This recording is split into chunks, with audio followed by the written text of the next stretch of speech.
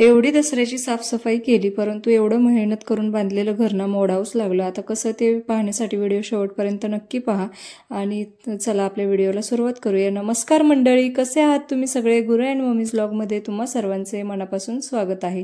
तर दसऱ्याची साफसफाई करायची हे आपण बायकांना कधीपासून घोकत असू ना आपल्यालाच माहिती। स्वतःच्या मनात देखील घोकायचं चालू असतं, इतरांना देखील म्हणायचं चाललेलंच असतं आणि खूप दिवसांपासून नियोजन करा म्हणजे आपल्या मनात चाललेलं असतं की असं करायचं तसं करायचं वगैरे, की टाइम टेबल ठरवलेला असतो की एवढ्या दिवसात करायचं किंवा यावेळेस लोड नाही घ्यायचा, परंतु तसं होतच नाही। आपण म्हणजे घ्यायचं तेवढा तर लोड घेतोच आणि वरून जेवढं ठरवलंय ना की इतके दिवसात करायचं तेवढं तो होतच नाही, ते एक्स्ट्राचे दिवस त्याच्यात जातातच। आणि समजा जर आपलं नियोजन बिघडलं तर मग परत वरून चिडचिड होते, ती तर वेगळीच। माझं देखील तसंच झालं होतं, म्हणजे शनिवार रविवार या 2 दिवसात मी ठरवलं होतं की सगळं काढायचं म्हणून, परंतु तसं झालंच नाही। आणि वरून घरच्यांचा देखील आपण विचार करायला जातो, वाटतं जाऊ दे स्वतःकडे पण नको लक्ष द्यायला, आणि तसं होतं। माझं पण तसंच झालं होतं। मग शेवटी आज ना घटस्थापने दिवशी मला माझी भांडी काढावी लागली आणि त्यामुळे ना खूप जास्त माझी चिडचिड होत होती। म्हणजे मला तर त्याच्या अगोदरच काढायची होती, परंतु आता काही इलाज नव्हता, म्हटलं जाऊ द्या। आणि वरून त्यात ना सकाळी एवढं आभाळ आलं होतं ना, डोकंच आऊट झालं होतं। म्हणजे म्हणायला तर आपण म्हणतो ना की कपडे वाळवायसाठी तरी ऊन पाहिजे, भांडे काही कसे पण होतात म्हणून, परंतु माझं असं असतं की नाही, भांड्यांसाठी देखील ऊन पाहिजे।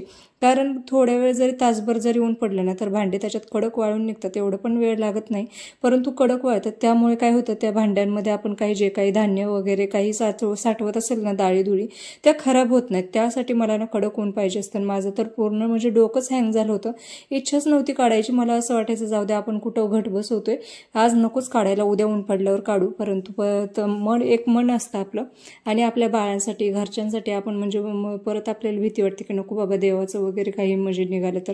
आणि तसं माझं देखील झालं होतं। मी आणि वरून माझ्या ना बाळाचा एवढा उत्साह म्हणजे दिसत असेल ना तुम्हाला, त्याने आज मला भरपूर मदत केली। संपूर्ण भांडी वगैरे तुम्हाला बाहेर वगैरे नेऊ लागला, जे काही मी करत असेल ना त्याच्यात पुरेपूर मदत करत होता आणि मला खरंच त्याचा उत्साह बघून मला देखील खूप म्हणजे छान वाटत होतं। आणि अशा प्रकारे मी सर्व भांडे ना घासून घेतले आणि त्याच्यानंतर खिडकीच्या जाळ्या वगैरे क्लीन केल्या। आता खिडकीच्या जाळ्यांवरती ना धूळ वगैरे बसत असेल ना तर त्याच्यासाठी ना अगोदर कोरड्या कपड्याने पुसून घ्यायचं आणि त्याच्यानंतर मग ओल्या कपड्याने पुसायचं, म्हणजे ती जरा धूळ साफ होते। त्यानंतर किचन मला क्लीन करायचं होतं आणि यासाठी ना मी ते रोप सेरा क्लीन होतं माझ्याकडे। म्हणजे मी काही याचं प्रमोशन वगैरे करत नाहीये, परंतु काय झालं होतं ना, ज्यावेळेस आम्ही घराला कलर केला होता त्यावेळेस फरशी म्हणजे घरातलं सर्व सामान बाहेर काढलेलं होतं आणि मला फरशी धुवून घ्यायची होती आणि जरा चकाचक दिसावी म्हणून मग मी हे रोप सेरा क्लीन आणलं होतं। खरंच ते खूप मला फायदेशीर ठरलं, कारण किचनच्या बेसिनच्या या साईडला ना का आपण म्हणजे भांडी वगैरे घासत असतो ना, तर मग आता तुमच्याकडे जर बोरचं पाणी वगैरे असेल किंवा हार्ड वॉटर असेल तर मग त्यामुळे काय होतं ना की त्याचे डाग पाण्याचेच असतात आणि ते रोप सेरा क्लीनने निघतात। आणि अशा प्रकारे मी सर्व किचन वगैरे आवरून घेतलं। तोपर्यंत गुरुच्या पप्पांचं देखील काही काम होतं म्हणून ते आले होते। आणि इथे बघा लसणाच्या वरती ना चिमण्यांनी घरटं केलं होतं, बिचाऱ्यांनी एवढं मेहनत करून बांधलं होतं ना, मलाच खरं तोडायची इच्छा नव्हती, परंतु भीती देखील वाटते ना की म्हणजे त्याच्या म्हणजे वासाने वगैरे काय चिमण्या वगैरे काय असतील ते चुकाटा वगैरे शिरू शकतो।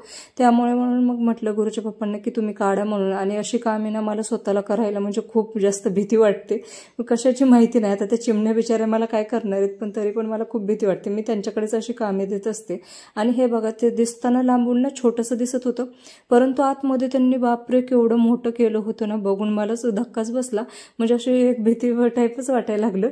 आता वाटलं चिमण्यांनी बघितलं तर काय म्हणजे चोचा वगैरे मारू नयेत आपल्याला। आणि खरंच खूप मोठं होतं आणि त्यांनी खूपच मेहनत करून बांधलं होतं, पण शेवटी हे घर म्हणजे मोडावं लागलं। आणि कधी कधी वाटतं आपण माणूस किती म्हणजे स्वार्थी असतो ना, बिचाऱ्यांचं काय करणार आहे एवढं घर, पण तरी पण भीती वाटते एक प्रकारची ना। आमच्या इकडे ना साप वगैरे खूप दिसतात, म्हणजे शेजारी पाजारच्यांना तर भरपूर दिसलेत, मला पण घराच्या बाहेर दिसलेत, परंतु तरी देखील भीती वाटते की काय म्हणजे शिरलं वगैरे तर म्हणजे खूप अवघड असतं ते। त्यामुळे मग गुरुच्या पप्पांना म्हटलं की काढून टाका, जाऊ द्या म्हणून। आणि खरंच खूप वाईट वाटत होतं। आणि अशा प्रकारे म्हणजे एवढं त्यांनी मेहनत करून केलेलं घर ना मोडावं लागलं।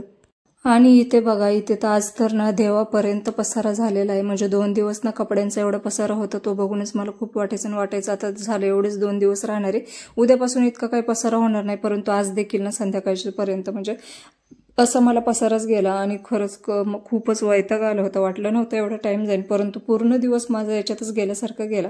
कारण दसऱ्याची सफाई करताना आपण म्हणजे म्हणतो ना की आता एवढं सगळं काढले ते एकदम क्लीन चकाचक करून घ्यावं, तसं माझं देखील झालं होतं. संध्याकाळी खूप जास्त म्हणजे भूक लागली होती. 5-6च्या टायमिंगमध्ये गुरु देखील म्हणत होता की मम्मी मला भूक लागली, म्हणून मस्तपैकी पोहे बनवले होते. त्याच्यासोबत ना थोडेसे पापड देखील तळले होते. फक्त पोहे सुद्धा खायची इच्छा नव्हती.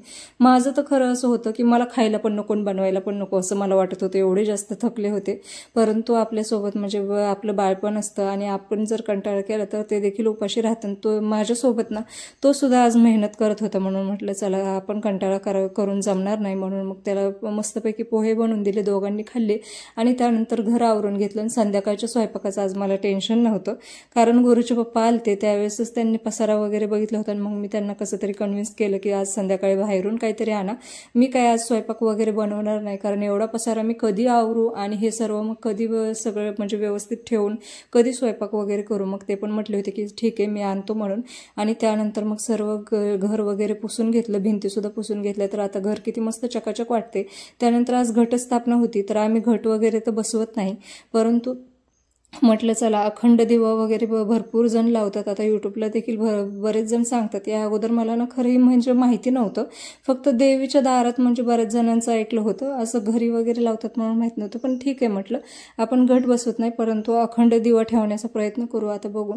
आणि मग अशा प्रकारे समय व्यवस्थित देवाची भांडी जी असतात ना ती धुवून घेतली आणि त्याच्यामध्ये समईमध्ये दिवा लावला, कारण जेणेकरून वात वगैरे परत संपली दुसरी बदलायची म्हटली तर तिथे व्यवस्थित बदलता येते. तेल वगैरे म्हणजे जास्त राहतं, यामुळे दिवाना रात्रभर राहतो. अशा प्रकारे आज म्हणजे दसरा काढायचा आमचा 3रा दिवस होता आणि अखेर ना घटस्थापने दिवशी ना आमचं संपूर्ण घरातील दसरा काढून झाला. तर कसा वाटला तुम्हाला आजचा व्हिडिओ कमेंटमध्ये नक्की कळवा. व्हिडिओ आवडल्यास व्हिडिओला लाईक करा, शेअर करा, तसेच आपल्या चॅनलला सबस्क्राईब देखील करायला अजिबात विसरू नका. तुम्हा सर्वांना नवरात्रीच्या माझ्याकडून व माझ्या परिवाराकडून खूप साऱ्या शुभेच्छा. तर भेटूया नेक्स्ट व्हिडिओमध्ये. तोपर्यंत स्वतःची काळजी घ्या. So take care friends and bye.